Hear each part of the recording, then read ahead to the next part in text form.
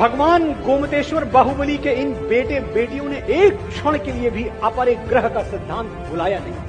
मैं आपको कुछ आंकड़े बताता हूं, आप ध्यान से सुनिए। हमारे देश में 16,000 गौशालाएं हैं जहां गाय की सेवा मां की तरह की जाती है। इनमें से 12,000 गौशालाएं अकेले जैन समाज संचालित करता है। इस देश में जितना दान दिया जाता है, जितना भी दान दिया जाता है, उसका 62% हिस्सा अकेले जैन समुदाय दान करता है। देश के इनकम टैक्स में कंप्लीट जितना भी इनकम टैक्स सरकार के खजाने में जमा होता है, उस इनकम टैक्स में 24% हिस्सेदारी जैनों की है।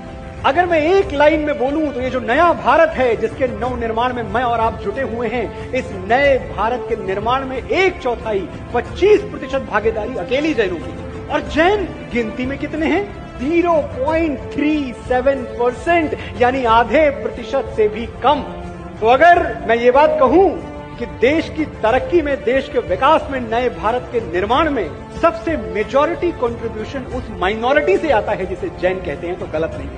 आपके सत्कर्मों ने जैनों की एक नई परिभाषा गढ़ दी है। जो अपने दुख में रोए उसे नैन कहते हैं, और जो दूसरों के दुख में रोए उसे जैन कहते हैं।